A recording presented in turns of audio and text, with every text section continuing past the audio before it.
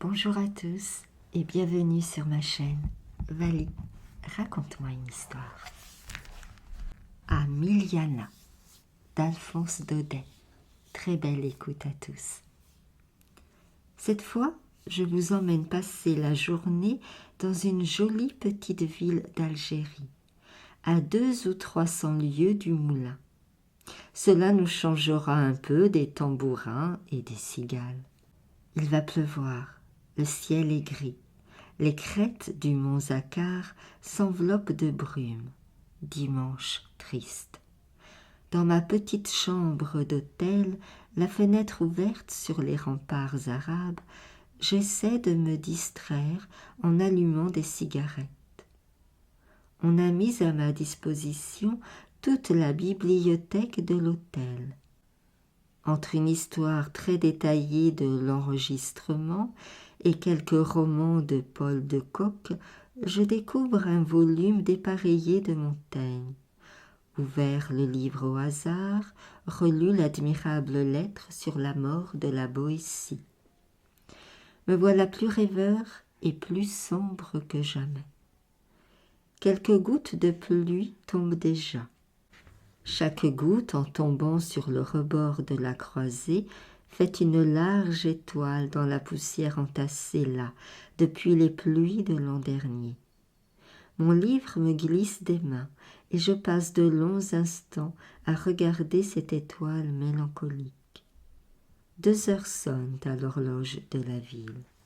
Un ancien marabout dont j'aperçois d'ici les grêles murailles blanches. Pauvre diable de marabout, qui lui aurait dit cela, il y a 30 ans, qu'un jour il porterait au milieu de la poitrine un gros cadran municipal et que, tous les dimanches, sur le coup de 2 heures, il donnerait aux églises de Miliana le signal de sonner les vêpres. Ding, dong. Voilà les cloches parties, nous en avons pour longtemps. Décidément, cette chambre est triste. Les grosses araignées du matin, qu'on appelle pensées philosophiques, ont tissé leur toile dans tous les coins. Allons, dehors. J'arrive sur la grande place. La musique du 3e de ligne, qu'un peu de pluie n'épouvante pas, vient de se ranger autour de son chef. À une des fenêtres de la division, le général paraît, entouré de ses demoiselles. Sur place, le sous-préfet se promène de long en large, au bras du juge de paix. Une demi-douzaine de petits arabes à moitié nus jouent aux billes dans un coin, avec des cris féroces. Là-bas, un vieux juif en guenilles vient chercher un rayon de soleil qu'il avait laissé hier à cet endroit et qu'il s'étonne de ne plus trouver. 1, 2, 3, partez! La musique entonne une ancienne mazurka de Talexy, que les orgues de Barbarie jouaient l'hiver dernier sous mes fenêtres. Cette mazurka m'ennuyait autrefois. Aujourd'hui, elle m'émeut jusqu'aux larmes. Oh, comme ils sont heureux, les musiciens du 3e, l'œil fixé sur les doubles croches, ivres de rythme et de tapage. Ils ne songent à rien qu'à compter leurs mesures. Leur âme, toute leur âme, tient dans ce carré de papier large comme la main, qui tremble au bout de l'instrument entre 2 dents de cuivre. 1, 2, 3, partez! Tout est là pour ces braves gens. Jamais les airs nationaux qu'ils jouent ne leur ont donné le mal du pays. Hélas, moi qui ne suis pas de la musique, cette musique me fait peine et je m'éloigne. Où pourrais-je bien le passer, ce gris après-midi de dimanche? Bon, la boutique de Sid Omar est ouverte. Entrons chez Sid Omar. Quoiqu'il ait une boutique, Sid Omar n'est point un boutiquier. C'est un prince de sang, le fils d'un ancien dey d'Alger qui mourut étranglé par les janissaires. À la mort de son père, Sid Omar se réfugie dans Miliana, avec sa mère qu'il adorait, et vécut là quelques années comme un grand seigneur philosophe, parmi ses lévriers, ses faucons, ses chevaux et ses femmes, dans de jolis palais très frais, pleins d'orangers et de fontaines. Vinrent les Français. Sidomar, d'abord notre ennemi, et l'allié d'Abd-el-Kader, finit par se brouiller avec l'émir et fit sa soumission. L'émir, pour se venger, entra dans Milianah en l'absence de Sidomar, pilla ses palais, rasa ses orangers, emmena ses chevaux et ses femmes, et fit écraser la gorge de sa mère sous le couvercle d'un grand coffre. La colère de Sidomar fut terrible. Sur l'heure même, il se mit au service de la France, et nous n'eûmes pas de meilleurs ni de plus féroces soldats que lui, tant que dura notre guerre contre l'émir. La guerre finie, Sid Omar revint à Milianah. Mais encore aujourd'hui, quand on parle d'Abd-el-Kader devant lui, il devient pâle et ses yeux s'allument. Sid Omar a 60 ans. En dépit de l'âge et de la petite vérole, son visage est resté beau. De grands cils, un regard de femme, un sourire charmant, l'air d'un prince. Ruiné par la guerre, il ne lui reste de son ancienne opulence qu'une ferme dans la plaine du Chétif et une maison à Milianah, où il vit bourgeoisement, avec ses 3 fils élevés sous ses yeux. Les chefs indigènes l'ont en grande vénération.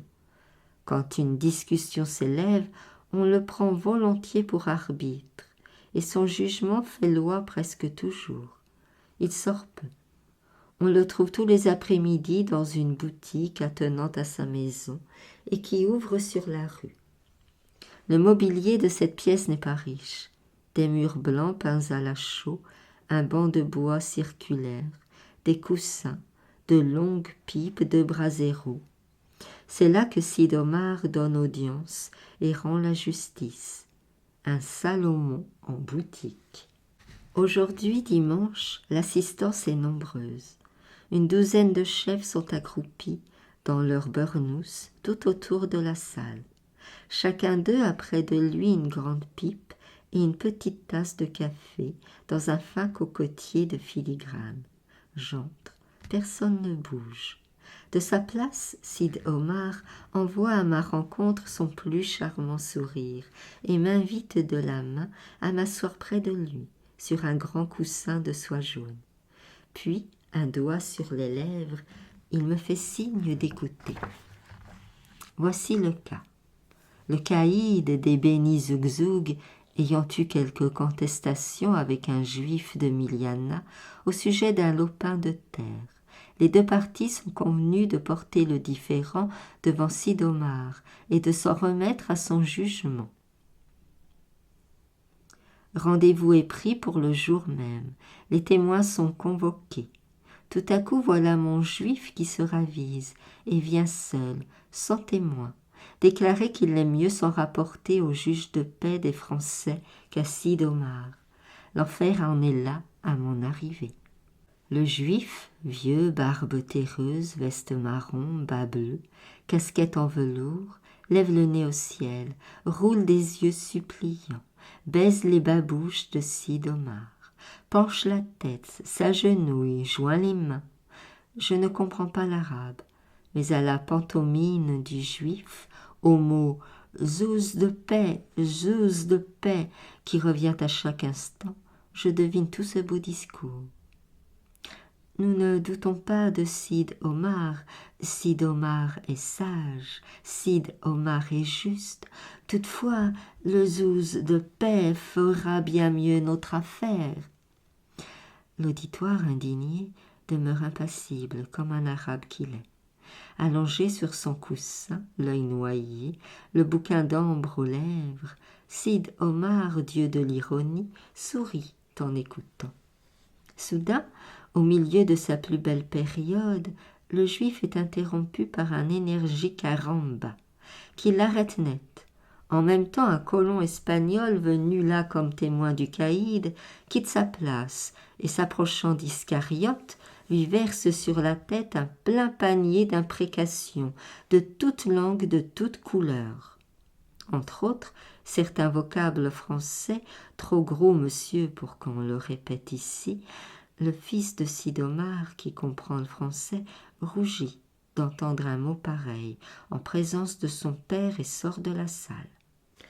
Retenir ce trait de l'éducation arabe. L'auditoire est toujours impassible, Sid'Omar toujours souriant. Le juif s'est relevé et gagne la porte à reculons, tremblant de peur, mais gazouillant de plus belle son éternel « Zouz de paix, zouz de paix !» Il sort. L'Espagnol furieux se précipite derrière lui, le rejoint dans la rue et par 2 fois, vlif, vlanf, le frappe en plein visage. Iscariote tombe à genoux, les bras en croix. L'Espagnol, un peu honteux, rentre dans la boutique. Dès qu'il est rentré, le juif se relève et promène un regard sournois sur la foule bariolée qui l'entoure. Il y a là des gens de tout cuir, maltais, mahonnais, noirs, arabes, tous unis dans la haine du juif et joyeux d'en voir maltraiter un. Iscariote hésite un instant, puis, prenant un arabe par le pan de son beurnouss, « Tu l'as vu, Achmed? Tu l'as vu? Tu étais là? Le chrétien m'a frappé. Tu seras témoin. Bien, bien, tu seras témoin. » L'arabe dégage son beurnouss et repousse le juif. Il ne sait rien, il n'a rien vu. Juste au moment, il tournait la tête. « Mais toi, Kadour, tu l'as vu? Tu as vu le chrétien me battre ?» crie le malheureux Iscariote à un gros noir en train d'éplucher une figue de barbarie. Le noir crache en signe de mépris et s'éloigne. Il n'a rien vu. Il n'a rien vu non plus, ce petit maltais dont les yeux de charbon luisent méchamment derrière sa barrette. Elle n'a rien vu, cette mahonnaise au teint de brique, qui se sauve en riant, son panier de grenades sur la tête. Le juif a beau crier, prier et se démener, pas de témoin. Personne n'a rien vu. Par bonheur, 2 de ses coreligionnaires passent dans la rue à ce moment. L'oreille basse, rasant les murailles, le juif les avise. « Vite, vite, mes frères, vite à l'homme d'affaires, vite aux zouzes de paix. Vous l'avez vu, vous autres, vous avez vu qu'on a battu le vieux. » S'ils l'ont vu, je crois bien. Grand émoi dans la boutique de Sid'Omar. Le cafetier remplit les tasses, rallume les pipes. On cause, on rit à belles dents. C'est si amusant de voir rosser un juif. Au milieu du brouhaha et de la fumée, je gagne la porte doucement. J'ai envie d'aller rôder un peu du côté d'Israël, pour savoir comment les coreligionnaires d'Iscariote ont pris l'affront fait à leurs frères. « Viens dîner ce soir, monsieur !» crie le bon Sid'Omar. J'accepte, je remercie, me voilà dehors. Au quartier juif, tout le monde est sur pied. L'affaire fait déjà grand bruit. Personne aux échoppes. Brodeurs, tailleurs, bourreliers, tout Israël est dans la rue. Les hommes, en casquette de velours, en bas de laine bleue, gesticulent bruyamment par groupes. Les femmes pâles, bouffies, raides, comme des idoles de bois dans leurs robes plates à plastrons d'or. Le visage entouré de bandelettes noires vont d'un groupe à l'autre en miaulant. Au moment où j'arrive, un grand mouvement se fait dans la foule. On s'empresse, on se précipite.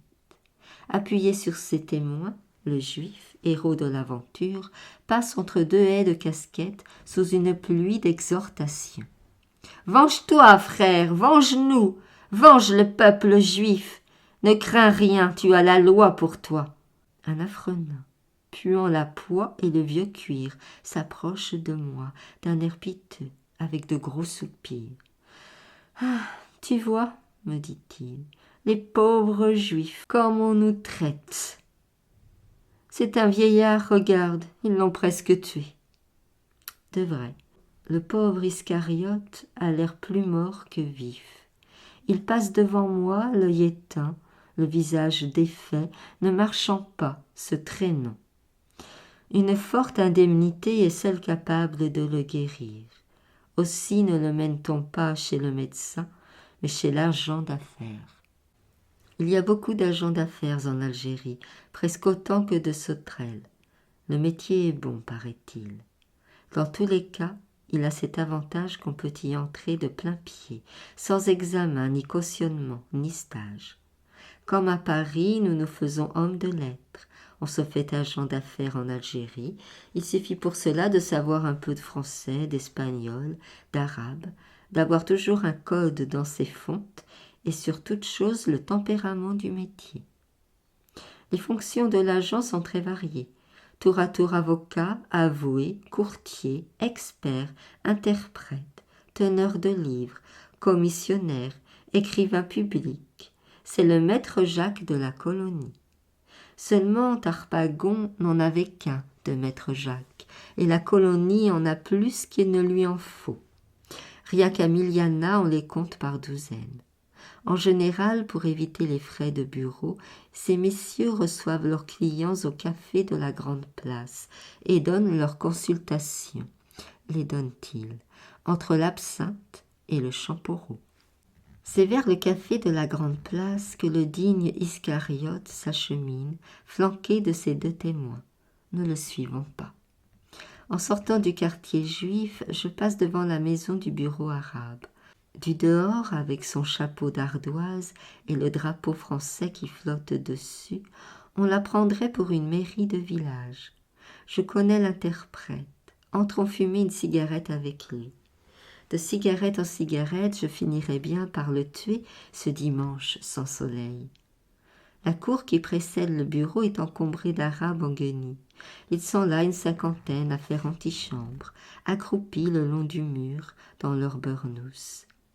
Cette antichambre bédouine exhale, quoiqu'en plein air, une forte odeur de cuir humain. Passons vite. Dans le bureau, je trouve l'interprète aux prises avec deux grands braillards, entièrement nus sous de longues couvertures crasseuses, et racontant d'une mimique enragée je ne sais quelle histoire de chapelet volé. Je m'assieds sur une natte dans un coin et je regarde. Un joli costume, ce costume d'interprète, et comme l'interprète de Miliana le porte bien. Ils ont l'air taillés l'un pour l'autre. Le costume est bleu de ciel avec des brandebourgs noirs et des boutons d'or qui reluisent. L'interprète est blond, rose, tout frisé. Un joli hussard bien plein d'humour et de fantaisie, un peu bavard. Il parle tant de langues. Un peu sceptique, il a connu Renan à l'école orientaliste. Grand amateur de sport, à l'aise au bivouac arabe comme aux soirées de la sous-préfète, mazourquant mieux que personne et faisant le couscous comme pas un. Parisien pour tout dire, voilà mon homme, et ne vous étonnez pas que les dames en raffolent. Comme dandysme, il n'a qu'un rival, le sergent du bureau arabe. Celui-ci, avec sa tunique de drap fin et ses guêtres à boutons de nacre, fait le désespoir et l'envie de toute la garnison. Détaché au bureau arabe, il est dispensé des corvées, et toujours se montre par les rues, ganté de blanc, frisé de frais, avec de grands registres sous le bras. On l'admire et on le redoute. C'est une autorité. Décidément, cette histoire de chapelet volé menace d'être fort longue. Bonsoir, je n'attends pas la fin. En m'en allant, je trouve l'antichambre en émoi. La foule se presse autour d'un indigène de haute taille, pâle, fier, drapé dans un beurnouss noir. Cet homme, il y a 8 jours, s'est battu dans le zaccar avec une panthère. La panthère est morte, mais l'homme a eu la moitié du bras mangé. Soir et matin, il vient se faire panser au bureau arabe, et chaque fois on l'arrête dans la cour pour lui entendre raconter son histoire. Il parle lentement, d'une belle voix gutturale. De temps en temps, il écarte son beurnouss et montre, attaché contre sa poitrine, son bras gauche entouré de linge sanglant. À peine suis-je dans la rue, voilà un violent orage qui éclate. Pluie, tonnerre, éclairs, sirocco. Vite, abritons-nous. J'enfile une porte au hasard et je tombe au milieu d'une nichée de bohémiens, empilés sous les arceaux d'une cour mauresque. Cette cour tient à la mosquée de Miliana. C'est le refuge habituel de la pouillerie musulmane. On l'appelle la cour des pauvres. De grands lévriers maigres, tout couverts de vermine, viennent rôder autour de moi d'un air méchant. Adossé contre un des piliers de la galerie, je tâche de faire bonne contenance, et sans parler à personne, je regarde la pluie qui ricoche sur les dalles coloriées de la cour. Les bohémiens sont à terre, couchés par tas. Près de moi, une jeune femme presque belle, la gorge et les jambes découvertes. De gros bracelets de fer aux poignets et aux chevilles, chante un air bizarre à 3 notes mélancoliques et nasillardes. En chantant, elle allait un petit enfant tout nu en bronze rouge, et du bras resté libre, elle pille de l'orge dans un mortier de pierre. La pluie, chassée par le vent cruel, inonde parfois les jambes de la nourrice et le corps de son nourrisson. La bohémienne n'y prend point garde et continue à chanter sous la rafale en pillant l'orge et donnant le sein. L'orage diminue. Profitant d'une embellie, je me hâte de quitter cette cour des miracles et je me dirige vers le dîner de Sid Omar. Il est temps. En traversant la grande place, j'ai encore rencontré mon vieux juif de tantôt. Il s'appuie sur son agent d'affaires. Ses témoins marchent joyeusement derrière lui. Une bande de vilains petits juifs gambade alentour. Tous les visages rayonnent. L'agent se charge de l'affaire. Il demandera au tribunal 2000 francs d'indemnité. Chez Sid Omar, dîner somptueux. La salle à manger ouvre sur une élégante cour mauresque où chantent 2 ou 3 fontaines. Excellent repas turc, recommandé au baron Brice. Entre autres plats, je remarque un poulet aux amandes, un couscous à la vanille, une tortue à la viande, un peu lourde, mais du plus haut goût, et des biscuits au miel qu'on appelle bouchées du Cadi. Comme vin, rien que du champagne. Malgré la loi musulmane, Sid Omar en boit un peu, quand les serviteurs ont le dos tourné. Après dîner, nous passons dans la chambre de notre hôte, où l'on nous apporte des confitures, des pipes et du café. L'ameublement de cette chambre est des plus simples. Un divan, quelques nappes. Dans le fond, un grand lit très haut, sur lequel flânent de petits coussins rouges brodés d'or. À la muraille est accrochée une vieille peinture turque, représentant les exploits d'un certain amiral Hamadi. Il paraît qu'en Turquie, les peintres n'emploient qu'une couleur par tableau. Ce tableau-ci est voué au vert. La mer, le ciel, les navires, l'amiral Hamadi lui-même, tout est vert. Et de quel vert? L'usage arabe veut qu'on se retire de bonne heure. Le café pris, les pipes fumées. Je souhaite la bonne nuit à mon hôte et je le laisse avec ses femmes. Où finirai-je ma soirée? Il est trop tôt pour me coucher. Les clairons des spahis n'ont pas encore sonné la retraite. D'ailleurs, les coussinets d'or de Sid Omar dansent autour de moi, des farandoles fantastiques qui m'empêcheraient de dormir. Me voici devant le théâtre. Entrons un moment. Le théâtre de Miliana est un ancien magasin de fourrage, tant bien que mal déguisé en salle de spectacle. De gros quinquets qu'on remplit d'huile pendant l'entracte font office de lustre. Le parterre est debout, l'orchestre sur des bancs. Les galeries sont très fières parce qu'elles ont des chaises de paille. Tout autour de la salle, un long couloir obscur, sans parquet. On se croirait dans la rue, rien n'y manque. La pièce est déjà commencée quand j'arrive.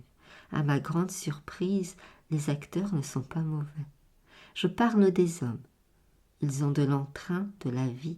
Ce sont presque tous des amateurs, des soldats du 3e. Le régiment en est fier et vient les applaudir tous les soirs. Quant aux femmes, hélas, c'est encore et toujours cet éternel féminin des petits théâtres de province, prétentieux, exagéré et faux. Il y en a 2 pourtant qui m'intéressent parmi ces dames, 2 juives de Miliana, toutes jeunes, qui débutent au théâtre. Les parents sont dans la salle et paraissent enchantés. Ils ont la conviction que leurs filles vont gagner des milliers de douros à ce commerce-là. La légende de Rachel, israélite, millionnaire et comédienne, est déjà répandue chez les Juifs d'Orient. Rien de comique et d'attendrissant comme ces 2 petites Juives sur les planches. Elles se tiennent timidement dans un coin de la scène, poudrées, fardées, décolletées et toutes raides. Elles ont froid, elles ont honte. De temps en temps, elles baragouinent une phrase sans la comprendre. Et pendant qu'elles parlent, leurs grands yeux hébraïques regardent dans la salle avec stupeur. Je sors du théâtre. Au milieu de l'ombre qui m'environne, j'entends des cris dans un coin de la place. Quelques Maltais sans doute, en train de s'expliquer à coups de couteau. Je reviens à l'hôtel, lentement, le long des remparts. D'adorables senteurs d'oranger et de thuya montent de la plaine. L'air est doux, le ciel presque pur. Là-bas, au bout du chemin, se dresse un vieux fantôme de muraille, débris de quelque ancien temple. Ce mur est sacré.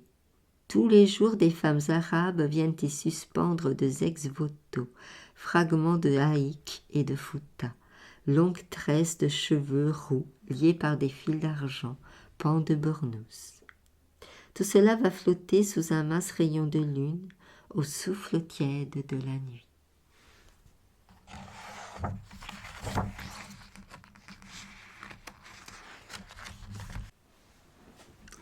Les sauterelles.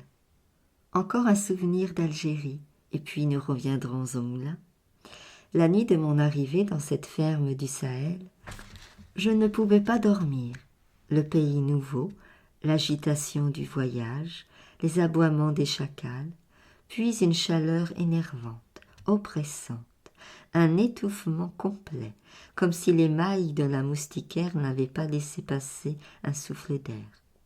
Quand j'ouvris ma fenêtre, au petit jour, une brume d'été lourde, lentement remuée, frangée aux bords de noir et de rose, flottait dans l'air comme un nuage de poudre sur un champ de bataille. Pas une feuille ne bougeait. Et dans ces beaux jardins que j'avais sous les yeux, les vignes espacées sur les pentes, au grand soleil qui fait les vins sucrés, les fruits d'Europe abrités dans un coin d'ombre, les petits orangers, les mandariniers, en longues files microscopiques, tout gardait le même aspect morne, cette immobilité des feuilles attendant l'orage. Les bananiers eux-mêmes, ces grands roseaux vert tendre, toujours agités par quelques souffles, qui emmêlent leurs fines chevelures si légères, se dressaient silencieux et droits, en panache régulier. Je restai un moment à regarder cette plantation merveilleuse, où tous les arbres du monde se trouvaient réunis, donnant chacun dans leur saison leurs fleurs et leurs fruits dépaysés. Entre les champs de blé et les massifs de chênes-lièges, un cours d'eau luisait, rafraîchissant à voir par cette matinée étouffante. Et tout en admirant le luxe et l'ordre de ces choses, cette belle ferme avec ses arcades mauresques, ses terrasses toutes blanches d'aube, les écuries et les hangars groupés autour, je songeais qu'il y a 20 ans, quand ces braves gens étaient venus s'installer dans ce vallon du Sahel, ils n'avaient trouvé qu'une méchante baraque de cantonnier, une terre inculte hérissée de palmiers nains et de lentisques. Tout à créer, tout à construire. À chaque instant des révoltes d'Arabes. Il fallait laisser la charrue pour faire le coup de feu. Ensuite les maladies, les ophtalmies, les fièvres, les récoltes manquées, les tâtonnements de l'inexpérience, la lutte avec une administration bornée, toujours flottante. Que d'efforts, que de fatigue, quelle surveillance incessante. Encore maintenant, malgré les mauvais temps finis et la fortune si chèrement gagnée, tous deux, l'homme et la femme, étaient les premiers levés à la ferme. À cette heure matinale, je les entendais aller et venir dans les grandes cuisines du rez-de-chaussée, surveillant le café des travailleurs. Bientôt, une cloche sonna. et au bout d'un moment les ouvriers défilèrent sur la route. Des vignerons de Bourgogne, des laboureurs kabyles en guenilles, coiffés d'une chéchia rouge. Des terrassiers mahonnais, les jambes nues, des maltais, des lucquois, tout un peuple disparate, difficile à conduire. À chacun d'eux, le fermier, devant la porte, distribuait sa tâche de la journée d'une voix brève, un peu rude. Quand il eut fini, le brave homme leva la tête, scruta le ciel d'un air inquiet, puis m'apercevant à la fenêtre. « Mauvais temps pour la culture, me dit-il. Voilà le sirocco. » En effet, à mesure que le soleil se levait, des bouffées d'air brûlantes, suffocantes, nous arrivaient du sud comme de la porte d'un four ouverte et refermée. On ne savait où se mettre que devenir. Toute la matinée se passa ainsi. Nous prîmes du café sur les nattes de la galerie, sans avoir le courage de parler ni de bouger. Les chiens allongés, cherchant la fraîcheur des dalles, s'étendaient dans des poses accablées. Le déjeuner nous remit un peu, un déjeuner plantureux et singulier, où il y avait des carpes, des truites, du sanglier, du hérisson, le beurre de Staoueli, les vins de Crescia, des goyaves, des bananes, tout un dépaysement de mets qui ressemblait bien à la nature si complexe dont nous étions entourés. On allait se lever de table, tout à coup à la porte-fenêtre fermée pour nous garantir de la chaleur du jardin en fournaise, de grands cris retentirent. « Les criquets! Les criquets !»